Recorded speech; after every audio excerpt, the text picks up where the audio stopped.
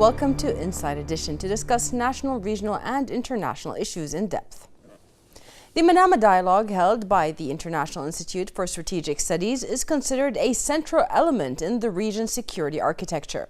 National leaders, ministers and senior officials from the Gulf, the wider Middle East, North America, Europe and Asia are offered a concentrated occasion to consult bilaterally and multilaterally on the most important security and foreign policy challenges as transnational security threats and geo-economic factors dominate domestic and international policy-making process. Coinciding with the 60th anniversary of the establishment of the IISS, the Middle East Premier Security Summit took place recently in Bahrain, in which some of the most powerful policymakers from the Middle East and beyond addressed the region's most pressing governance challenges. We will discuss this matter with Bahrain Center for Strategic International and Energy Studies, Dirasat Strategic Studies Programs Analyst Mahmoud Abdel Ghaffar. But first, this for more.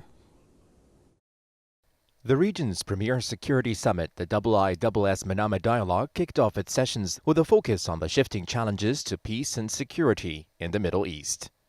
The Manama Dialogue has established itself as really the premier security dialogue in this region. And as a diplomatic event, we need forums like this where the senior leaders from countries from the region and from outside the region can come together in an atmosphere that's well organized, well planned, to really discuss the issues of the day. Global government leaders tackled the region's most pressing governance shortfalls and evolving policy approaches to security in the region. Several issues were tackled, including the increasing risk of interference in internal affairs of nations and the need for defense and economic partnerships in the form of a Middle East strategic alliance dubbed MESA to enable cooperation and security. The Manama Dialogue is one of the most important, or the most important forum to discuss the pertinent questions to this region. And we are very happy to have Federal Minister of Defense Ursula von der Leyen here with us. I think this is a very important moment for the region. Also on the agenda today were diplomatic challenges to conflicts in the Middle East and their shifting dynamics, with a focus on a need to resolve the plight of the Palestinian people and securing results for the Middle East peace process. This is where people exchange views and actually get to think together how we are confronting our challenges. And it's very important because this is where the Arab world, Manama Dialogue, managed in the past few years to develop itself into a brand. It is just crucial to be able to gather decision makers from almost all over the world in order to formally or informally leave space, oxygen to exchange on issues that are crucial for our world. Another successful start to the annual Manama Dialogue, with a stated need and focus to employ diplomacy to achieving security in the region. Pressing political and defense issues being discussed here in Manama as another dialogue attracts high-level figures and regional and global participants. Hamid Shaban, Bahrain International News.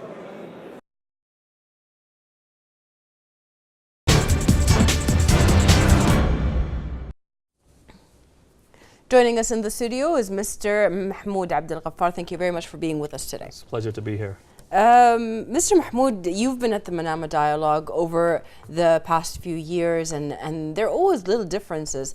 But specifically this year, we've seen a huge number of attendance. It was larger than before and even higher ranking when it comes to actual officials that were there. So how do you value the attendance of these 50 government ministers and senior officials that represented 25 nations from across the Middle East, Africa, Europe, and North America?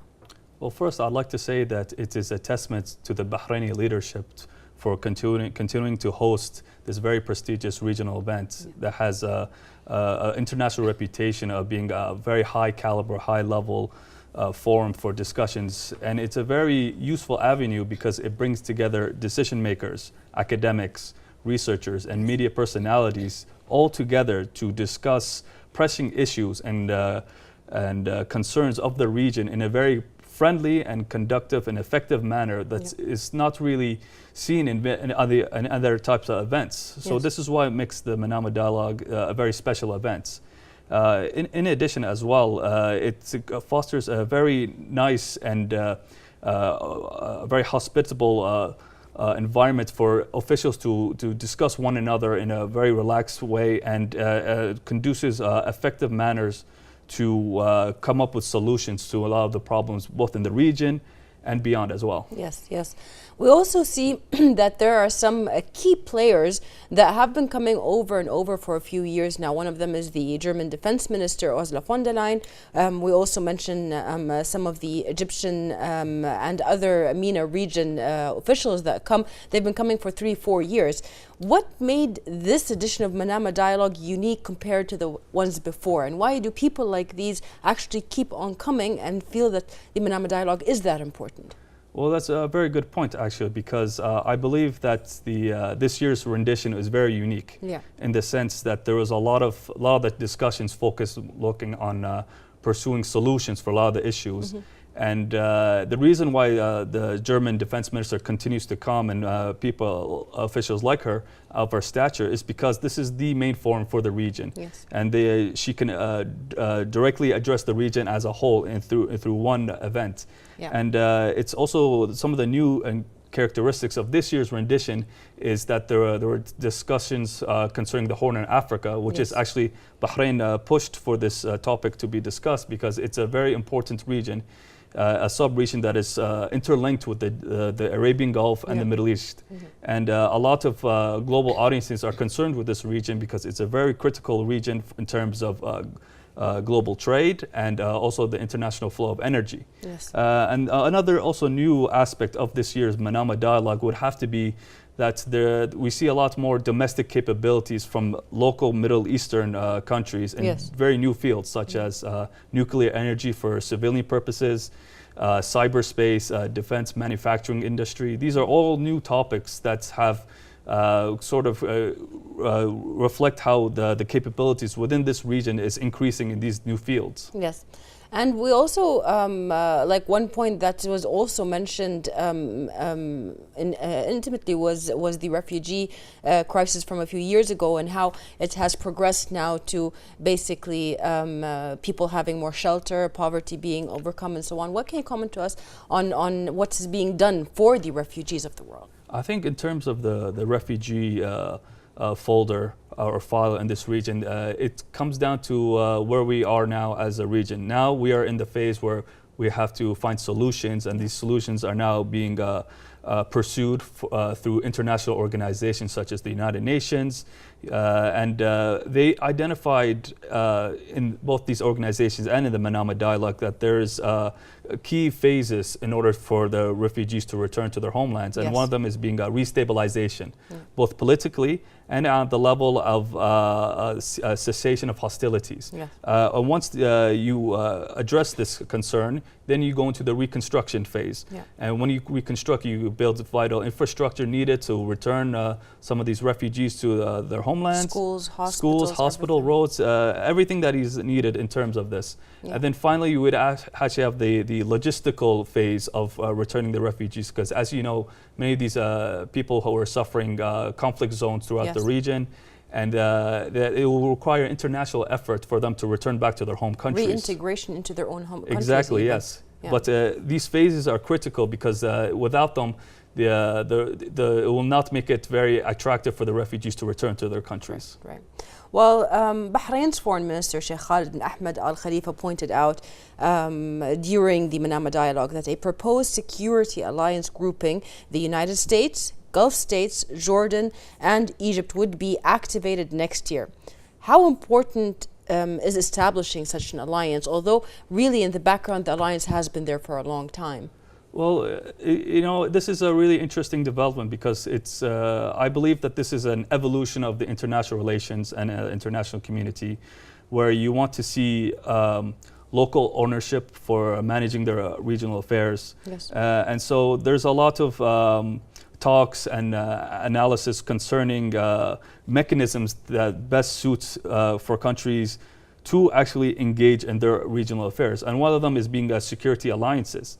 And this also goes back to the theory of multipolar world, where geopolitical power is now distributed amongst many states Yes. and organizations. And so naturally, alliances is a very favorable mechanism in order to realize or empower regional players to manage their affairs. And MESA, or the Middle East Strategic Alliance, Yes. is an example of this multipolar world, where there is enough international support for regional players to manage their affairs. And what's great about the international community as well is that they can provide their experiences with their own security alliances, such as the North Atlantic Treaty Organization and any other alliance. So they can, these regional actors can benefit from those experiences and implement it in a way that is best suited for this region. Yes. For instance, making custom tailoring, joint military exercises, creating forums to identify key threats within the regions. Yeah. This is all that's needed for a successful alliance to occur in this region. Yes.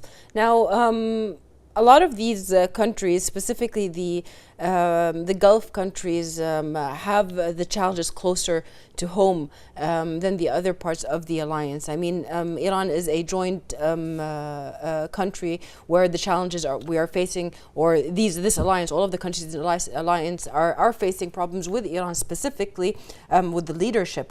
What can you tell us about this establishment? Is it going to be like a think tank on how to solve these problems, or is it more going to be like an action-taking alliance? In terms of the Middle Eastern Security Alliance, well, it has to encompass many different factors. We have the military aspect. Mm-hmm. This is where defense officials will get together and discuss specific technical issues, like for instance, in terms of armament and responses and drills. But you also have the more theoretical and analytical side of it, where you have to sit down with different experts in the field and high-level officials to identify what are the most key issues in terms of facing Iranian destabilization in the role. Well, Tehran attempts to destabilize the region.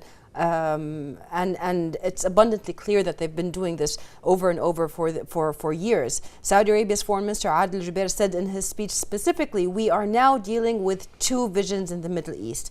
One is a Saudi vision of light, and one is an Iranian vision of darkness, which seeks to spread sectarianism throughout the region. Having the sanctions against Tehran come into effect, what are the expected challenges and ways to counter any further Iranian aggression, especially with the latest involvement of President Trump and what he has said on TV? Well, that's a very interesting point, actually, because sanctions are a diplomatic tool to rein in malign activities of states. And Iran has faced many rounds of sanctions before, but this one is unique in the sense that it will target specific elements of the Iran Revolution Quds Force, of also different elements of its proxies as well. But in order for the sanction regime that is targeting Iran to be successful, it requires commitment from all the players involved that are enacting these sanctions against Iran. And unfortunately, since the inception of the Iranian Revolution in 1979, the theocratic regime in Iran has played a destabilizing role throughout the region, often meddling in the internal affairs of other countries, undermining national institutions. Yes. And this, unfortunately, has created a response from the international community to engage them on sanctions, yes, and just to curb this behavior. Yeah. Unfortunately, even when Iran is faced with sanctions, we often see it increases its meddling, it increases its interference in other countries. Yes. And usually it will try to disrupt global trade routes or sea routes, if you will. Many of them being the Bab al-Mandeb Strait of Hormuz.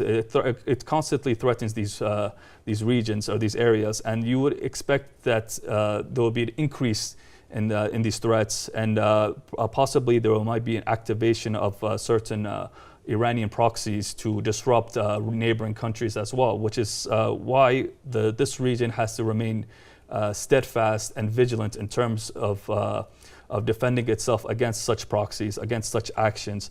And it's also imperative to the region as well to support countries that are actively trying to reverse Iranian interference, such as Iraq.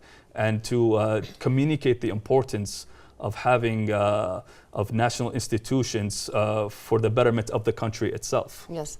Well, it's also very good at this point to also emphasize on the point that even during the Manama dialogue and during other speeches of the foreign ministers of Bahrain and Saudi, it kept mentioning that the Iranian problem at this point is a leadership problem. It has nothing to do with the actual country of Iran. It is a neighbor country. It is a country that is part of the Middle East area, and the people of Iran are people that are intelligent, very known all around the world for all of their achievements. And at the end of the line, once Iran stops the behavior, it will be welcomed back into the area where it belongs, where it's been there for years. So what can you comment on that? Well, I think that the distinction between the Iranian people and government is very important, because the people, they have a very proud history. They're very proud of their identity, but they might not support the government's policies, which is often involves meddling the affairs of other countries and creating a destabilizing environment. Yes. And of course, the Iranian people themselves, they're the ones who are suffering the decisions of the government itself. And that distinction is very important to make, because they're not in the same boat in terms of this issue. Yes. And the regime itself, it's a theocratic regime, which in all honesty, there aren't many in the world. The only other one I can think of is maybe the Vatican, but it doesn't involve engage in this kind of level of politics. And this theocratic regime where clergymen are running the country at the expense of the people it's very concerning for the region and beyond. Yes, yes. Well, on behalf of His Majesty King Abdullah II, Jordan's Foreign Minister Ayman Safadi delivered the Manama Dialogue keynote address, in which he advocated taking holistic approaches to long-term challenges, including the Palestinian peace process, the refugee crisis, and combating extremist ideologies. Your Royal Highness, Your Excellencies, dear friends, I'm honored to be here with you today on behalf of His Majesty King Abdullah II bin al-Hussein, who sends his greetings to all of you. And as you all know, as Dr. Chipman has just mentioned, stayed at home in light of the tragic accident resulting from the flash floods at the Red Sea yesterday. I start quoting His Majesty. Bismillah ar-Rahman ar-Rahim. Your Royal Highness, Dr. Chipman, Your Excellencies, distinguished guests, friends. It is a great pleasure to take part in the Manama Dialogue again. For the long support of these summits, let me express my appreciation to His Majesty King Hamad bin Isa Al Khalifa and His Royal Highness Prince Salman bin Hamad Al Khalifa. Dr. Chipman, General Beckett, my thanks also to you and the entire IISS team. As I prepared to be with all of you this evening, I thought about the vital role of the Manama Dialogue, which has given this region a unique summit-level setting to tackle important security issues, share ideas and expertise, and identify solutions. But even more important is your power to take this regional dialogue forward and outward to raise global understanding about our region and its central role. Today, there's a constant flow of news about regional issues. One moment, a crisis is at the top of our screens. The next minute, global headlines have turned to a different crisis. But as every expert in this room knows, events and their impact do not end because the news cycle has moved on. The refugee crisis continues. The rights of Palestinians continue. Their status as refugees continue. The challenges of unemployment and lack of opportunity continue. Environmental dangers continue to threaten health and development. And terror and Islamophobia are still threats to our collective future. These serious challenges are long-term, complex, and interrelated. They are global in scope, and they have deep roots. It goes without saying that successful solutions must be just as holistic, just as global, and just as deep. To achieve security, the international community must also address justice and inclusion and opportunity. To create opportunity and economic growth, the world must also ensure stability and confidence. and to provide truly global justice and inclusion, we as a world must always stand up for the values on which human coexistence depends. Mutual respect, collective action, and long-term commitment are central to the security issues you are discussing here at this dialogue. In our region, we've seen significant military victories over the Khawarij, the outlaws of Islam, but there is still vital work to do to consolidate the gains and help crisis-torn communities rebuild. And let's not forget that as these challenges and threats are addressed, the operational threat remains global. If the international community ignores today's hotspots, they will only spread. As I've said before, this is a generational fight. The ideological aspect is key. The Khawarij rely on a pseudo-religious ideology to justify murderous acts and foment sectarianism. We need to do more than expose their lies and crimes. We need to counter their false narrative with a true one that offers human solidarity and hope. Jordan has led a global effort to articulate the real social values of Islam: tolerance, compassion, mercy, and respect for the dignity of all men and women. We seek an international interfaith dialogue against bigotry and against hate. From the local community to cyberspace, the voices of coexistence must be heard.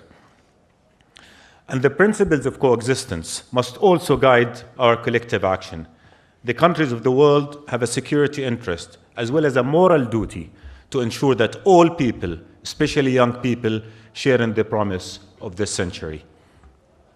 Global support is especially important for refugee host countries like mine that have borne the brunt of multiple regional refugee crises.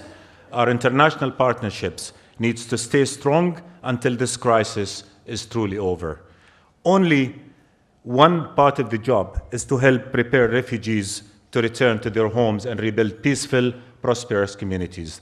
The other, equally important job is to help the host communities that have sacrificed so much to do the right thing and support the sustainable, inclusive development that is essential for regional, global stability and growth. My friends, another critical security concern for the region and the world is the long denial of the Palestinian statehood. This conflict has been a global disruptor of peace and stability.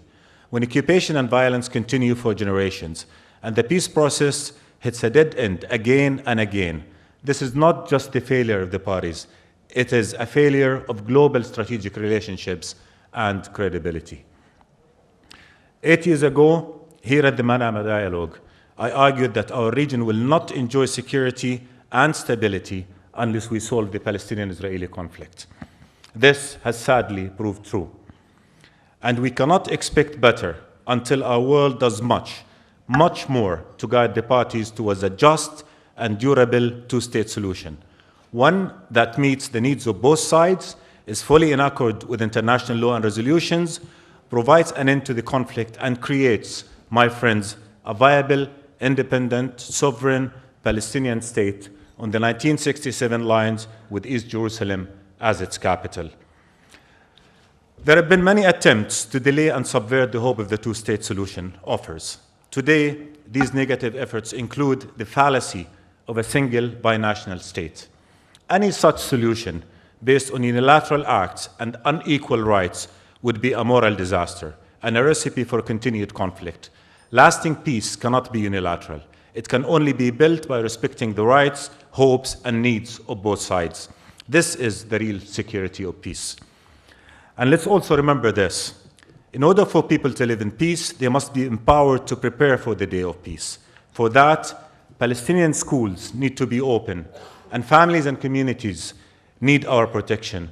My friends, UNRWA must be fully funded. In the days ahead, global collective action will be more important than ever. Above all, we need to safeguard Jerusalem's holy sites and historic Arab, Muslim, and Christian identity. Anything that puts the holy city in jeopardy would be a deep religious offense to billions of people around the world. To me personally, and to all Jordanians, the Hashemite custodianship of Jerusalem's Islamic and Christian holy sites is a binding duty. Join us in protecting the holy city as a unifying city of peace.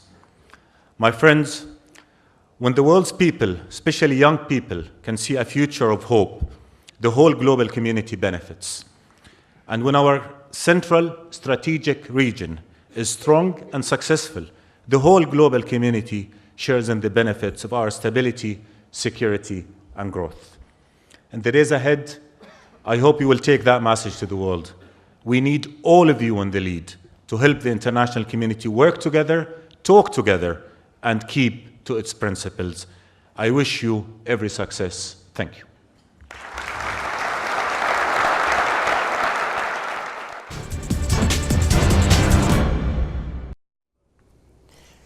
That speech addressed a lot of important problems in the region, older problems like the Palestinian issue, but also solutions for this, which was coexistence and tolerance. What can you comment on the speech of His Majesty King Abdullah II that was given by his foreign minister?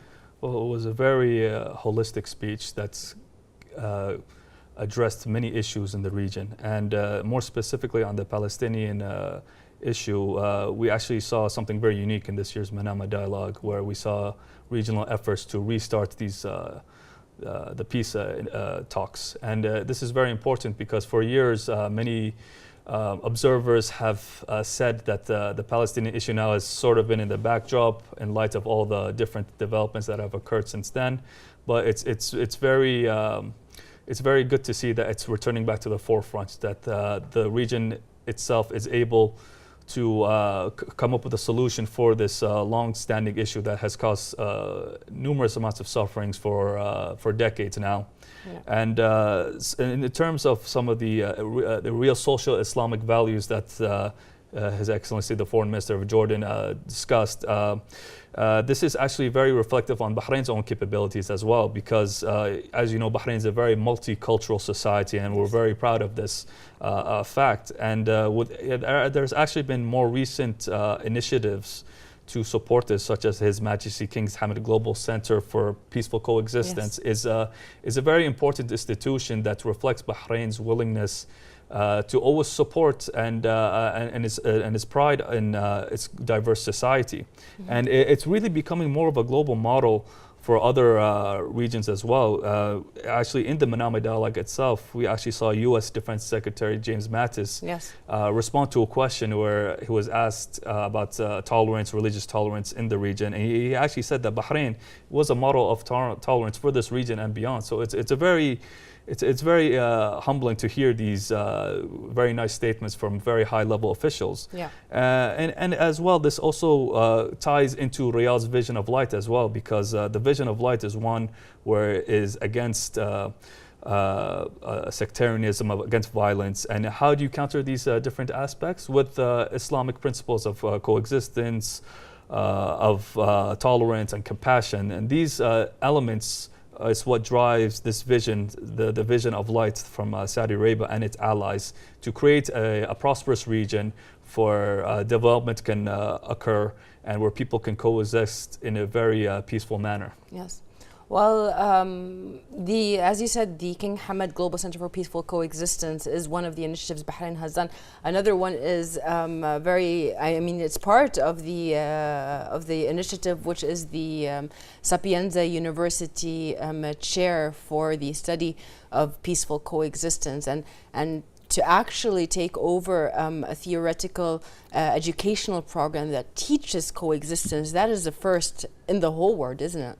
Exactly, and this goes back to the point where Bahrain is becoming an international model for peaceful coexistence. And many of the different countries now are beginning to appreciate this, these initiatives, and it's really making Bahrain a sort of a regional model for for always striving to find solutions and for stability. And it goes against to show that the leadership has really considered this a very important aspect of the country, and it's fantastic that there's a lot of positive reception to these initiatives as well. Yes. Well, during the Jordanian Minister of Foreign Affairs, his speech, he said that Jordan has led a global effort to articulate the real social values of Islam tolerance, compassion, mercy and respect. Bahrain has played a pivotal role, as we have said, in supporting these efforts and spreading the culture of coexistence. As India's Prime Minister stated recently, and you also mentioned James Maras, Bahrain is a model of religious moderation and peaceful coexistence. Tell us more about the principles that Bahrain bases coexistence on. Well, as you know, Bahrain is it's a small country, but irrespective of its size, it's a very diverse country. So that diversity is sort of what propels the country to always find models or frameworks for peaceful coexistence. And the fact that India's Prime Minister recently said this about Bahrain, about its initiatives for religious moderation and peaceful coexistence, it's another testament that the country really is curtailing its own experiences and trying to show the world and become a model for this. So it's just a positive attribute for this country, for its government, that other countries are beginning to appreciate these efforts to always lead a stability and peaceful coexistence within society. Yes. Well, British Minister of State for the Middle East and North Africa, Alistair Burt, said that the Manama Dialogue has become a fixed event for international policymakers to discuss security issues in a friendly environment. I think it's a very special presentation that the Kingdom of Bahrain is able to demonstrate through the Manama Dialogue. Over the past 14 years, the dialogue has become very fixed in the minds of the international experts who look at foreign affairs, security affairs, defence matters, getting together in Manama matters. There's lots to talk about, there's always good papers to be presented, but actually it's the warmth of the relationships that matter. What Manama does is it brings people together. It's not just dry ideas, it's not abstract thoughts, it's the individuals who make decisions and the individuals who need to interact with each other. In a way, the tolerance of this building is shared by those with the Manama Dialogue. Terrorist Financing Targeting Center is a U.S. Gulf initiative to stem finance to militant groups established in May 2017 during U.S. President Donald Trump's trip to Saudi Arabia. What are the reasons behind establishing the center, and do you value its contribution to the collective effort to identify, tackle, and share information related to terrorist financing networks? Well, the Terrorist Financing Targeting Center, which I will from now on refer to as TFTC, is a result of allies communicating, sharing their experiences, and seeking new ways to combat terrorism. While the military aspect to counterterrorism is often short-term, there's other ways to target terrorism in a more effective manner, and one of them is targeting its financial links. And the center is also it's an international deliberation that aims to bring a collective effort of the different members in order to combat destabilizing actors throughout the world. And one of the goals of the TFTC is actually to disrupt the Iranian and Hezbollah destabilizing policies in the region and beyond. And by targeting the Hezbollah Shura Council, which is commonly known as the political wing, actually it's always been an impediment to target the financial activities of Hezbollah and the Iranian Revolution Guard Corps, the Quds Force. So this center actually is very well established in order to target these different institutions and financially, so it makes it a lot more difficult for them to carry out destabilizing operations in the region and beyond. Right. Well, when it comes to the financing terrorism, we've seen a lot of changes, even like from the central bank and and many other organizations, where they monitor very closely where the finances go, even of labor workers, normal transactions, and so on. Does more have to be done, or is that it? Well, this also complements the recent sanction regime that is targeting Iran.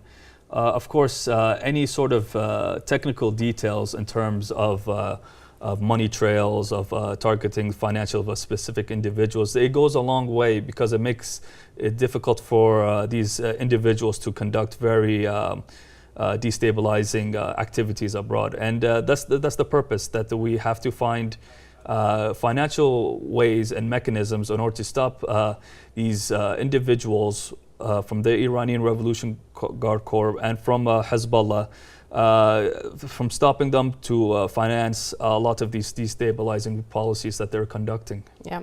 One of the ways they infiltrated or where terrorism gets some of the finances through is online cyber wars that are being financed by different companies. Is that another tactic that should be looked into, cyber protection and cyber wars that are being met now? I believe that's the world, how it's developing and it's becoming much more complicated and interlinked. You do need multilateral efforts to combat specifically financing of terrorism, because it's very complicated, just as you mentioned, because it also involves a lot of cyber elements, targeting of different financial institutions. Yes. Ransomware, as they're calling it, and it's generating revenues for these terrorist organizations. So obviously, the more the members and allies communicate and share their experiences, the more they're able to effectively combat the finance of terrorism. Well, Manama Dialogue 2018 has ended and preparations have already started for the 2019 one. Do you have any thoughts on what will be the points of focus in next year's Manama Dialogue? Well, it's always going to reflect the conditions of the global politics, obviously. And I believe that the Manama Dialogue will always be at the forefront of addressing the most pressing issues and concerns. And I think Bahrain, as a host of the Manama Dialogue, puts in a very special position, because it means that Bahrain, regardless of its small size, can have a huge global impact in the world. Thank you very much for being with us today and answering some of our questions. And I would also like to thank you for watching us, and see you next week in another episode of Inside Edition.